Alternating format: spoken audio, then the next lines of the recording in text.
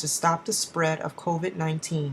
We're committed to taking care of our citizens and to trying to keep our businesses be able to rebound when this is over. Some essential businesses that remain open are supermarkets, pharmacies, and post offices. Restaurants can only stay open for delivery and pickup. We found two friends who went to park in Rittenhouse Square to grab one last drink and a meal before the shutdown. It kind of startled us to think that it's actually this serious. Everything's shutting down around us, and it's just sad to see. Many restaurants, coffee houses, and retail shops have signs that read, "We are closed."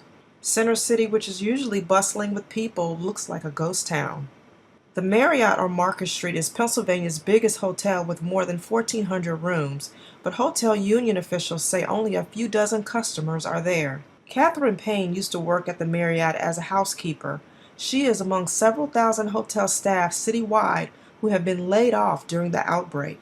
Payne recently bought a house. So to not have that money,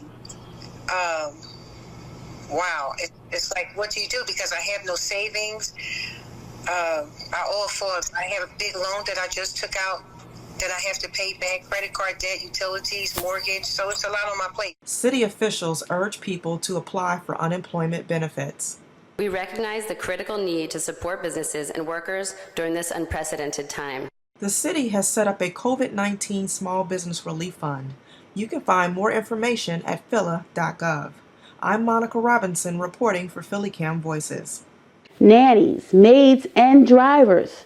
Many domestic workers in Philadelphia have lost their jobs because of the coronavirus outbreak, and now they're asking for financial help from the city.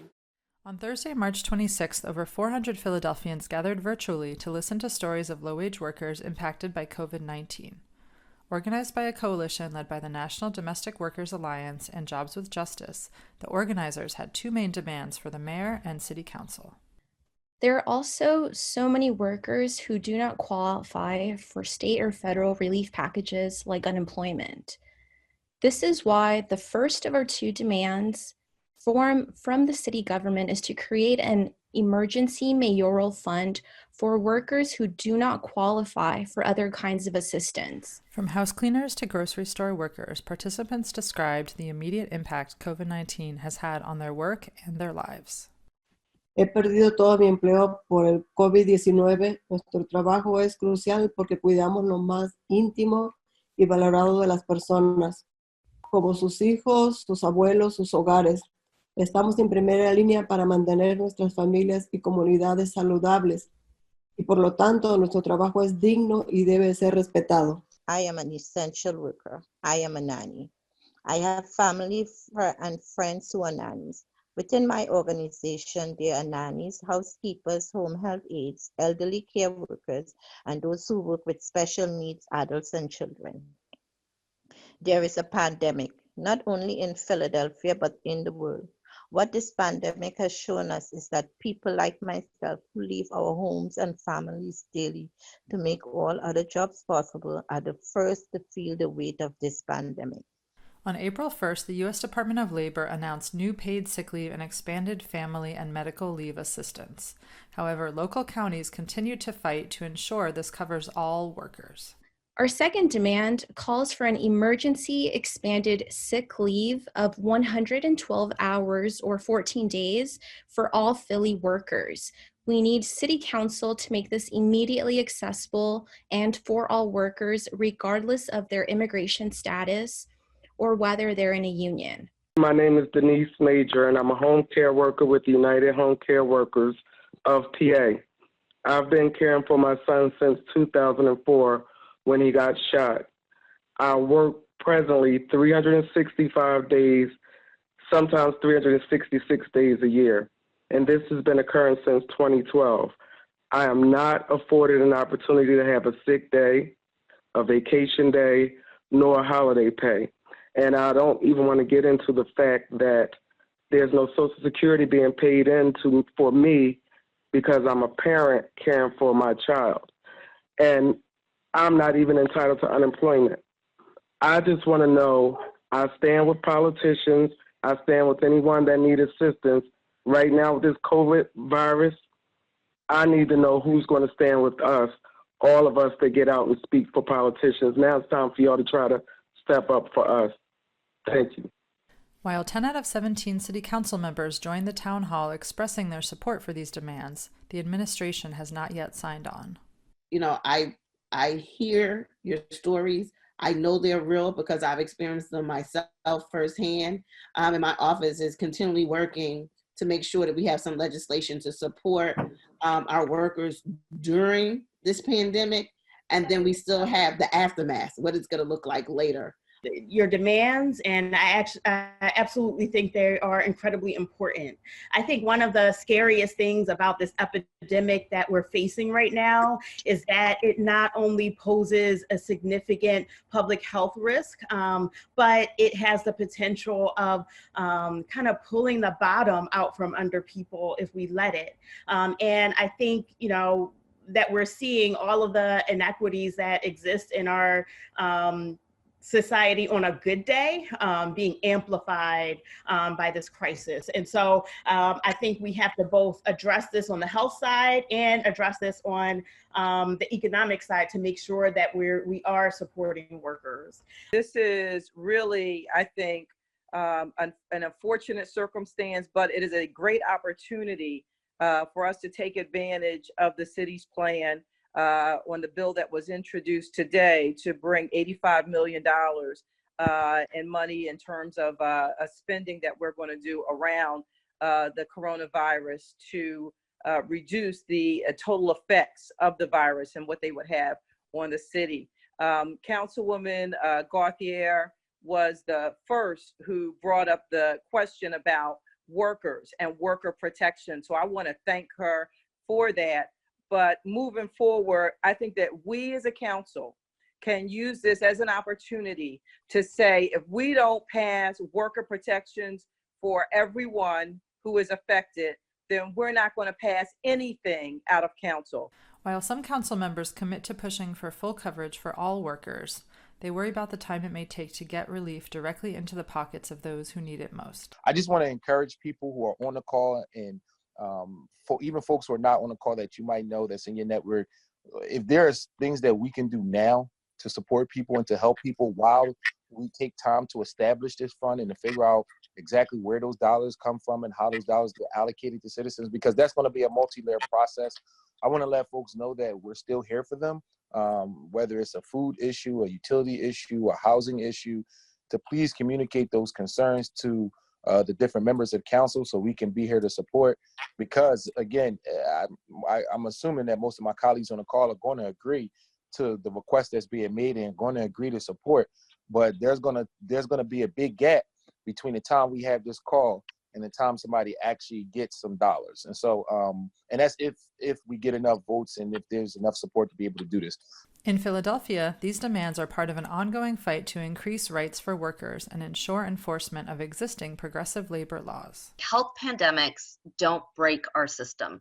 They show us what's already broken within an existing system. That means we are going to have to remind ourselves of what the fight has looked like before. We pulled together to bring forward, a historic domestic workers Bill of Rights. We fought for a fair work week together. What we made sure of was that we stood together, united, and that we prioritized the voices of people who would most count.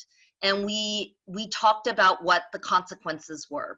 And when we leave behind our undocumented workers, when we leave behind domestic workers, when we leave behind our gig workers, when we leave them behind, it means we erase them from our stories. While organizing and pressure continues to mount online, council members express the need for Philadelphians to show support for these demands as they take their fight to City Council. For PhillyCAM Voices, I'm Laura Deutsch. A stay-at-home order is in place to promote social distancing. So what can you do to maintain your mental health during the quarantine? We talk with a medical professional for some answers. My name is Sosunmulu Shoyinka. I'm the Chief Medical Officer for the City of Philadelphia's Department of Behavioral Health and Intellectual Disability Services. Staying connected is probably the most important thing we can do. Staying connected with loved ones, colleagues, friends, that's really important.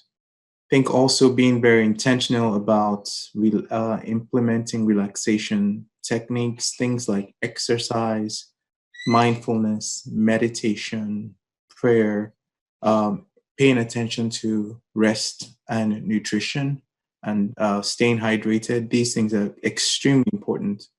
I think also staying informed on developments from credible sources while limiting excessive exposure to the coverage of the epidemic, of the pandemic, I think is really helpful.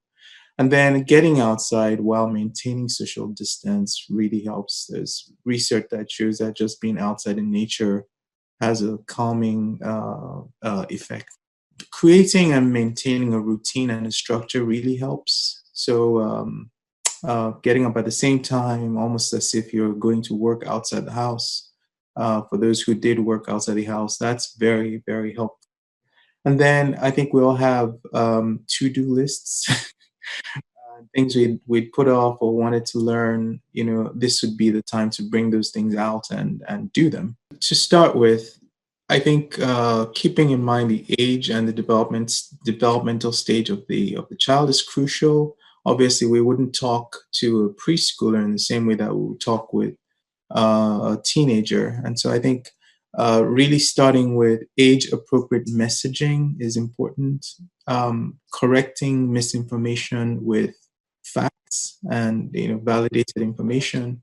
I think also really being careful to reassure children and providing and maintaining structure is really, really important. Fortunately, many school districts now have switched to online learning. And so I think that's an excellent resource that we should take advantage of.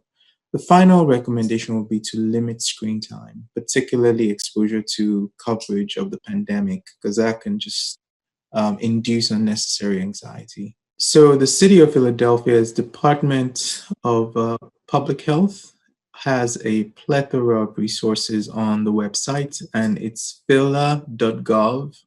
If you need more information, I would recommend going to the Centers for Disease Control website, that is cdc.gov, and that is accurate, validated, up-to-date information.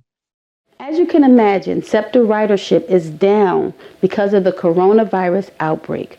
Toya Haynes take a look at the public transportation and how SEPTA is responding. As of March 29th, SEPTA has reported that its transit ridership is down at least 64%, and its regional rail ridership is down 94% due to COVID-19. The safety and well-being of every employee and customer who maintains and uses SEPTA services, as always, is our top priority. Before the pandemic, the advocacy group Transit Forward launched to amplify the voices of those dependent on public transportation. Transit Forward Philadelphia's coalition launch took place on March 5th to a packed room of citizens that are passionate about our city's public transit system. The topics that seemed to be on the forefront of the panel's agenda was the matter of equity for all citizens. You create an excellent system by making it equitable to the people who need it the most and who rely on it. That question is going to be a question that relies largely on the public rather than on folks with official titles, because you're going to be the ones to help us figure that out. Leslie Richards, SEPTA's newly appointed GM, stated while they are eager to make the necessary improvements to our public transportation system, it's important to realize that these matters will require patience and proper prioritization. We are in a legacy system. A lot of our legacy system, just to remind people, some of it was designed, right, prior to SEPTA, right? SEPTA was formed because there were other railroads that had developed before the automobile was invented. I just want to remind everybody, right? There are pictures of locomotives on tracks that we are using now being pulled by horses. Now, I'm not saying our whole system's like that, but I'm just trying to give you an idea of some of the challenges that we have. Another main topic was gaining insight from more Philadelphians from all walks of life. This includes more public forums and outreach. We go out and listen, and I think you've got to go out and listen. I think you can't just say, this is going here because it's the right thing to do, because that's not the way to include and build a coalition of people that are going to support transit. That turns people off. So, I think we've got to go and have those conversations. Following the meeting, we spoke with a few attendees to get their thoughts about it. I found it very hopeful to hear the new leadership that's come to the city to take over SEPTA and this sense of working together to address these difficult challenges. There's no easy solution. We heard about the difficulty with the finances, but this positive spirit, I've been seeing that more and more in the city in a variety of different settings, and it gives me a lot of excitement and hope for our future together. That's good. Do you feel like maybe do you have any questions that you feel were answered tonight? Well, there were some details that I didn't think they got into. The one pass, how is that going? We live out in the suburbs. We can't use the one pass yet to go on SEPTA. When's that going to come around? We had heard the difficulty that low-income people have around getting the one pass. It's not so accessible, so I would have been interested in hearing more about those nitty-gritty details. What were your issues coming into the meeting today? Most definitely. I think it's designing a system that is based on transfers rather than one-seat rides, and I'm particularly interested in the issues of fares and equity and access in relation to those. Do you feel like moving forward you'll be a part of any of the public hearings or anything that's going on? Absolutely. I'll be at all of them. What are you looking forward to after this? I look forward to continuing conversation and having more multi-generational component in transportation, to have the older population front and center, not only the younger population, but it's more multi-generational, as you see here today. SEPTA continues to move towards progress in wake of the COVID-19 pandemic. Most recently, SEPTA GM Leslie Richards addressed the ongoing need for ridership input during this time. The overlying goal for everybody is to stay communicative and collaborative in reducing the spread of this virus. I want to publicly commend SEPTA's workforce in making sure that we are diligent in disinfecting, sanitizing, and cleaning our stations and vehicles around the clock, and amplifying appropriate announcements throughout our system to remind our customers to follow good hygiene practices, such as washing your hands before and after your trip, as well as covering coughs and sneezes. I want you to personally know that we are listening to you, our customers, who have suggestions and even feedback as to what we are doing right and what we can improve on. To find out more, visit transitforwardphilly.org. I'm Toya Haynes for PhillyCAM Voices.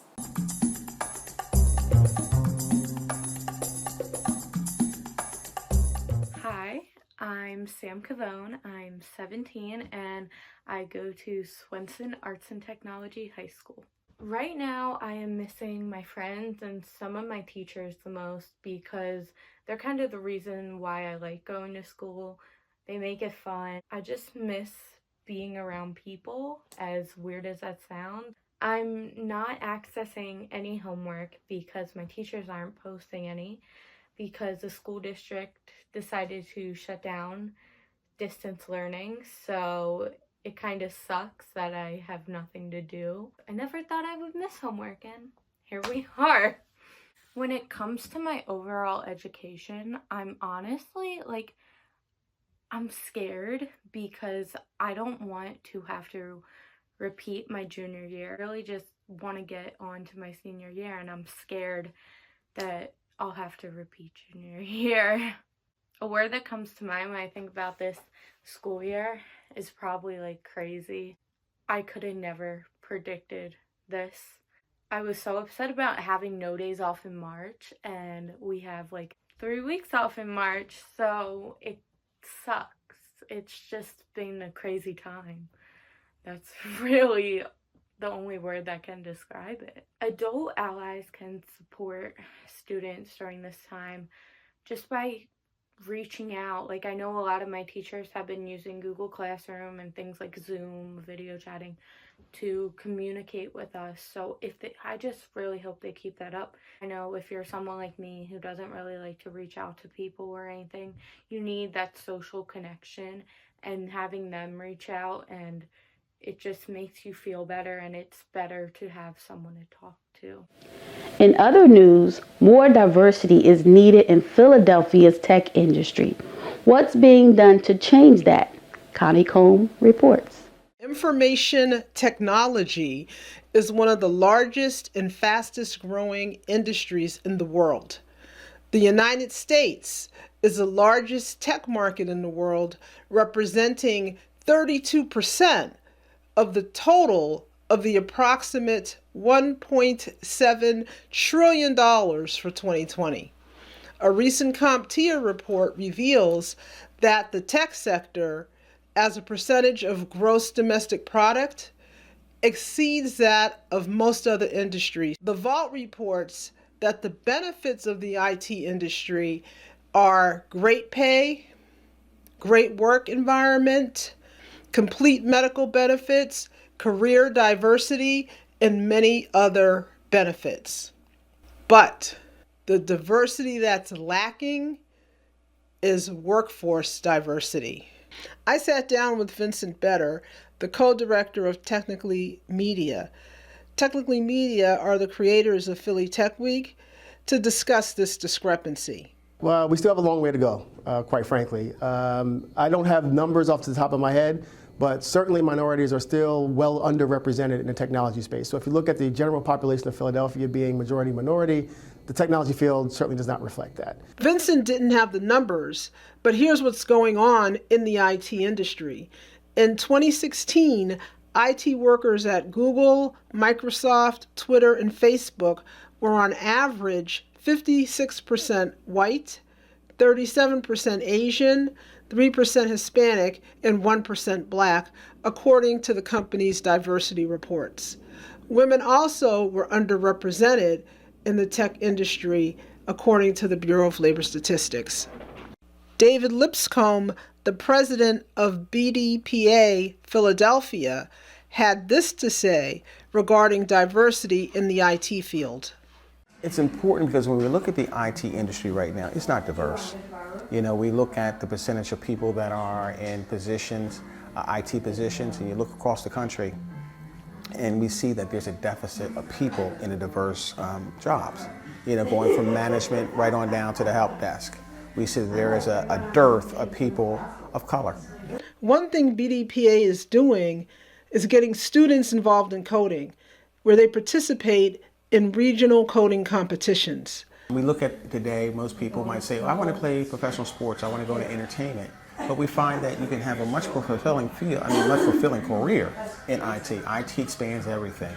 So when these children are given a chance to really look at the environment and see what IT is all about, they get excited and they have other options in life for which they can look to. So that diversity does help. The motto for BDPA is from the classroom to the boardroom.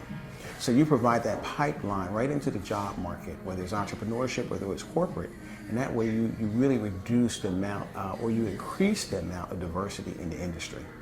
I asked Vincent if he thinks the IT industry will become more diverse in the future. I think it can change. I think it will change. There are a lot of programs that are happening. Code for Philly is one of them that really is trying to introduce technology and that tech career path to younger students, middle school and high school. Not waiting until they get to college to try to figure it out, but really introducing the opportunities at a much younger age and helping people sort of find their way into space. As long as the school district and the educational institutions are willing to make technology a part of their curriculum, then we can continue to diversify the technology pool here in Philadelphia. I think anything that's diverse is great. I think in any industry, I think in life, when you have diversity, you have a greater path for success. This is Connie Calm for PhillyCAM Voices.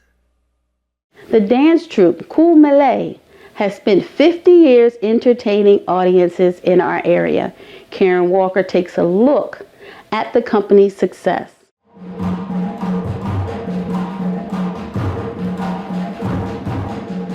Well, I think that we help keep the culture alive here in this community. We've been studying West African dance, Afro-Cuban dance, and hip-hop social dance. We always try to say that Black history doesn't start with enslavement, but it goes before enslavement. And so with that, we claim African culture as ours as well, because we represent a very traditional way of dance and music and culture that emphasizes respect and love. It's very much welcomed in a lot of communities. The drum that I play is called the djembe drum, and it originates from West Africa, countries like Mali, Guinea, and the Ivory Coast. And this will kind of bring them back to their roots and say, you can still enjoy and celebrate your own culture and live your professional life. Like we have people that are nurses, attorneys, doctors, drummers a doctor, dancers a doctor. They're still able to work their regular day job and do overtime and still come in and dance and feel good about themselves because they're celebrating their culture. I mean, it actually helps people with their self-esteem and how they envision life and their existence to know that they come from greatness. It's very much important for Kulumele to pass this information on to the youth, not just our own children, but also to the children of the Philadelphia community. Because you realize that one day you might not be here and that you want your children to take on that same legacy to make the world a better place. That's how we keep it going. Our kids rise up, they grow up, and then they become a part of it. We're celebrating our 50th year. It's just been a wonderful experience. We've been able to do a lot of beautiful things.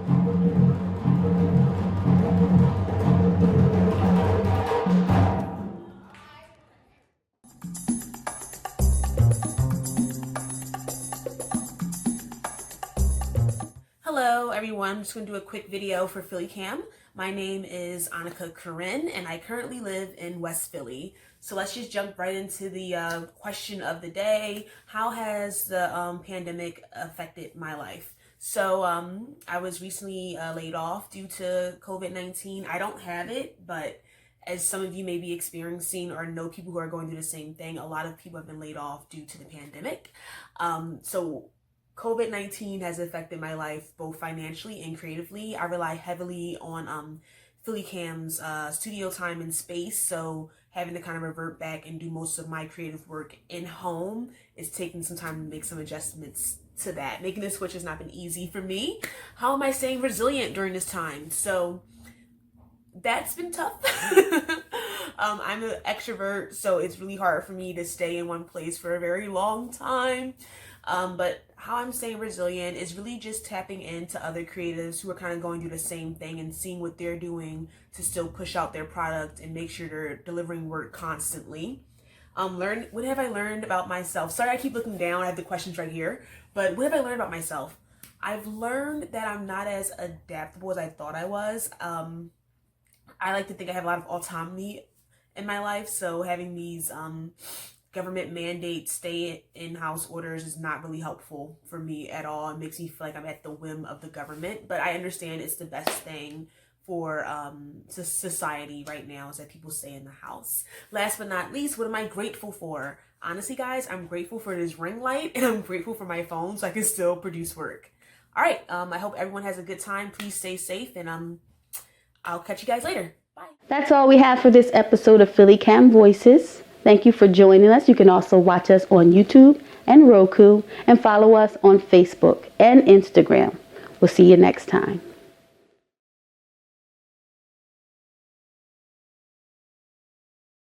Day